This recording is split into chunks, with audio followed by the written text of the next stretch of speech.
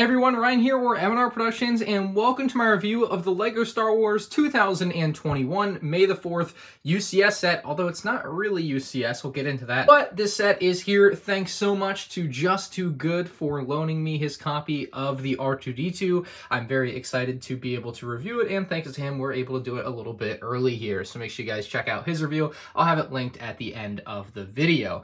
Anyway, some general info on this set. It is set number 75308. With 2,314 pieces for ages 18 and up. So it's got the all-black box art, which looks rather beautiful. And in the United States, the set is going to cost $200, which is a pretty fair price, I would say, especially considering the previous version of UCS style R2-D2 retailed for $180 just 9 years ago. And I'll have a comparison on these two sets linked in the description below when available. My favorite part of the box art is up here with the name R2-D2. Instead of like it would normally have the Rebel logo or the Imperial logo, this just has R2-D2 and C-3PO because R2-D2 doesn't technically belong to a faction, so I love that nice detail. Now, the rest of the box just shows off R2-D2 on a different angle. I think this is a really fun one on the side with the 50th Anniversary Lucasfilm logo. They actually do have that on some of the Black series. You can see it down there. And yeah, very nice little touch there on this particular set. It's the only LEGO Star Wars set in 2021 so far to have that detail. Now you'll see some of the features here with the 50th anniversary brick included. R2-D2 all opened up there with the UCS plaque. And this technically, I believe, is the first UCS style or D2C set to technically be part of 3 trilogies or count as a set from 3 trilogies. Like this technically isn't based off one particular movie, I would say, and that is kind of represented down here with pictures from episode 1, episode 4, and episode 9 for R2-D2 there, so that's really great. I think that's a great thing about the set, is how it kind of touches on everything that is R2-D2, so really appreciate that for sure on the box art, and then the other side of the box just shows that R2-D2 logo again. Let's take a look at the lone figure included in the set. So this is what we're looking at for the display plaque. It does, of course, come with an R2-D2 minifigure. Got that bit of a sideways print that's going to be standard on most R2-D2 figures. Unfortunately, LEGO just has yet to figure out how to get that to be precisely straight on some of those, so you do have that issue. I see a lot of people complain about that, but the torso looks nice. It's a more or less run-of-the-mill R2-D2. It's not like an exclusive R2-D2 or anything. Back of the stand looks great. The actual plaque itself has some information about R2-D2. You can pause and read if you would like to know more. And then the kind of one-off odd thing that I kind of assume we'll see in the rest of the UCS sets for the year, although it's certainly not a guarantee. We have the 50th Anniversary Lucasfilm logo brick, and that's something that is neat. It's printed, it's cool, it's different, it's fun. The only downside to this is that it is a departure from what we would usually have on display stands. Like the figure, and you can always just pull it off and put the figure down here, but the figure is always like on the ground level, so it is a bit weird to see it propped up on a brick. I'm sure you guys would agree with that, but it's not a big deal at the end of the day. I think it's cool that they included something extra. So that's the stand. It's a run-of-the-mill stand outside of the included brick. Oh, and even though I didn't build this myself, here are the instructions. Just Too Good built this, like I said, and he loaned it to me, but there's a lot of cool info in this about R2-D2, a little bit about the build process, see why we love R2-D2, and interestingly enough, this one is not done in different languages. Usually they have it in multiple languages. This particular one is only in English. So I'm not sure if that's going to affect any of you guys watching this, but that's just something to note. It's just normally not only in English, but this one just happens to be. So you can see the build process a little bit there, not on black instruction pages, unfortunately. Gosh, I miss those. My initial impressions of this R2-D2 are that he looks really good. It looks like an accurate version of R2-D2, but the bigger takeaway I think I have is that he is bigger, and in the sense that they basically, in my opinion, took that 2012 version, and you basically have gone 9 years, and it feels like R2-D2 is just packing on some pounds. That's the way I look at this model, is that it's a bulkier version of the 2012 version, and because it's bulkier, because it's been 9 years, because they've invented some new pieces and added them to their inventory, they've been able to make him much more rounded off than they were able to do in 2012, which some people may see as a negative thing, but I think generally is a really good thing. Just moving towards a more accurate version of R2-D2 is not a bad thing. First off, I really like what they used for the eye on R2-D2 here. It's a little bit of a flatter piece than what they used back in 2012, and in general, I think it's a great little upgrade. You've also got the red sensor here, and I believe this is the hologram projector right there. So you do have some really nice details just built into the head right off the bat. It's got some nice curvature, not a lot of studs showing, but still some studs showing on the top of the head there. And then you'll notice a couple more studs like down here on the side. But other than that, this is a very clean model as far as stud showing goes, and that can be good or bad just depending on your personal preference. The back of R2 is a bit more detail, got the same exposed blue Technic pieces just like on that 2012 model, which I think is a cool touch. You've got this on the top, which I want to say is the photoreceptor. I'm just kind of going off a little chart I have off to the side of R2, so if I get anything wrong, blame the chart. The top of him with the dark blue is nice, and then it does have a couple of functions on this head here. On the back of the set here, you'll notice a small gap that certainly isn't present on the other side, and that's because that's actually where you have to grab at to pull out the periscope. That's right, they did include the periscope. I do find it a little bit difficult at times to get it to lock into place, but once it's locked into place, you can have it turn and look at different things around you to make sure R2-D2 is safe. Now, the periscope is nowhere near as long as it would need to be technically accurate, but nonetheless, I think it's a great addition to this set over, let's say, the 2012 model, and it looks really cool. It's a really great function that they built into the head. I'm really surprised they were even able to build it into the head. It just seemed like something that would be impossible, but they did it, so kudos to the designers on that one. Now, you also have another function built into the head, and it doesn't work like as accurately, I suppose, as the periscope, but it's still really cool here on the front.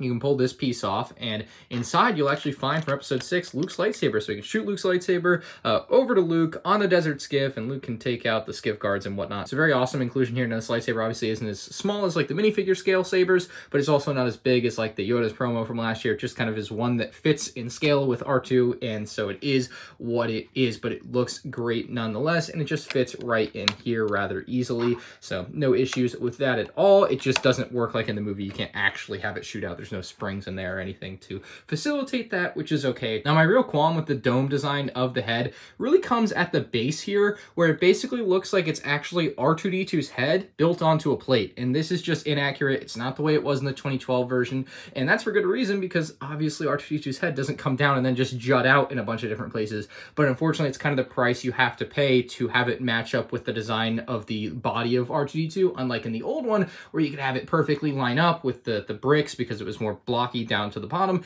This one needed something more curved, and this is kind of what they went with, and so it's kind of a give and take in a lot of places. Generally, I think this is a really good set, as you'll see me continue to say, but I think that this is definitely a downside to the design. Now, you can take this head off if you want. You can see the interior assembly in the dome here. Very simple Technic buildup with some bricks on top to connect to this yellow bit here, which is what you spin it about with, and then you can see some of the assembly that facilitates the periscope as well. So very neat on the inside, and then this is where the lightsaber is held. So yeah, that's what R2-D2's head looks like. Let's get this properly placed in there. We'll plop that back on, and let's take a look at the rest of the body. So, of course, the body of the set is going to be feature-packed as well. They've done a lot of great things here. We have the data card input represented here with this thin blue strip. Doesn't really do anything, but that's just kind of where it is on R2-D2, according to my little map. Computer interface arm compartment here. They open up. They don't really do anything outside of that. They don't actually work with computers, I know.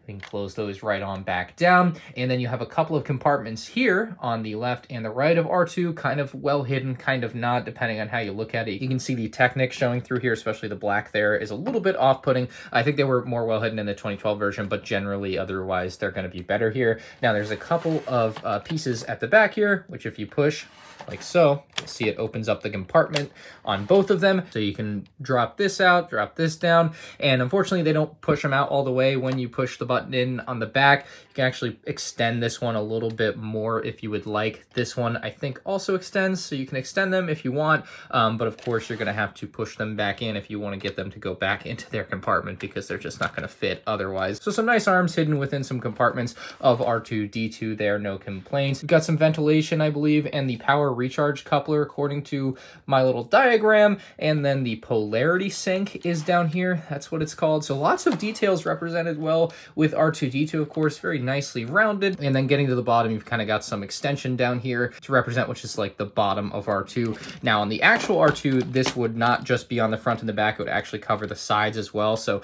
that would be one small area for improvement. The back of R2 looks like this, and it's nicely detailed, whatever, looks very good, well rounded. But the thing is, on the older R2, there is actually a lever here. So without that lever at the back, this is a much more magical experience, in my opinion. All you have to do to get that third leg to drop out is get R2-D2 in the position. So you lift him up, face him forward, and down comes that third leg.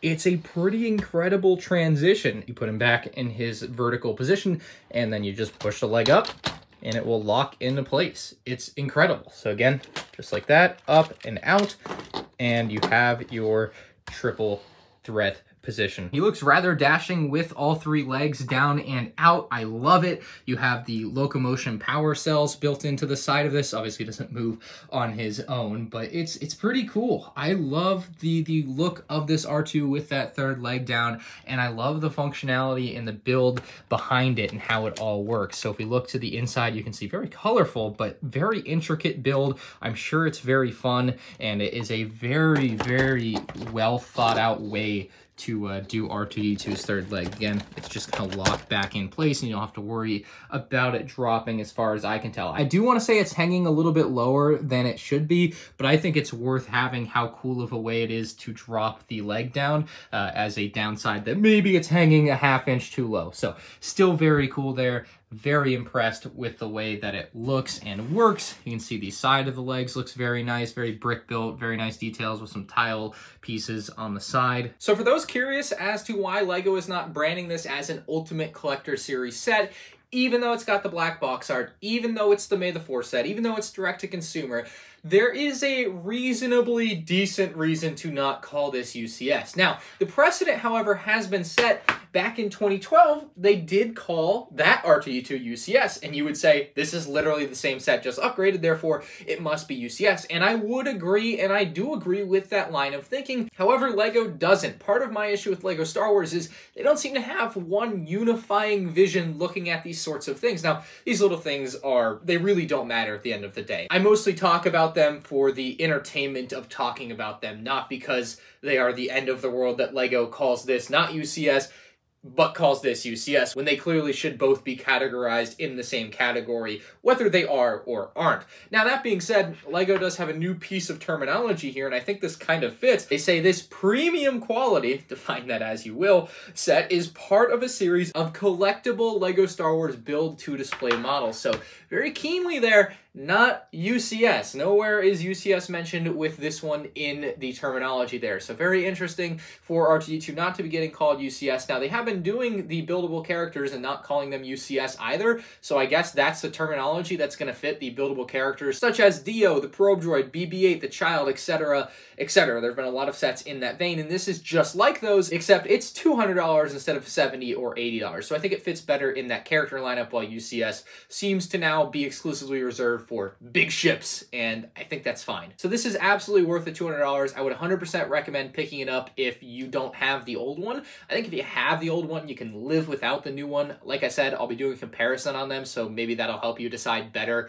whether or not you should pick up this new one if you still have the old one, or you can always go the route of selling your old one, buying the new one if you just want the newest, latest, and greatest, but don't want to spend all the money on it. But generally, it's a really great set, great functionality, and it's going to look really, really good on display. And of course, anyone that sees it is going to know what it is, so it's a good conversation piece and all that jazz. So the R2-D2 remake for 2021 gets 2 big thumbs up from me, other than the head on a plate. That's a little but everything else very fun with this one. I'm giving it a 9.5 out of 10. Let me know what you guys think in the comments below. If you guys are new to the channel, make sure you subscribe for more awesome LEGO content. If you guys enjoyed the video, make sure you hit that like button.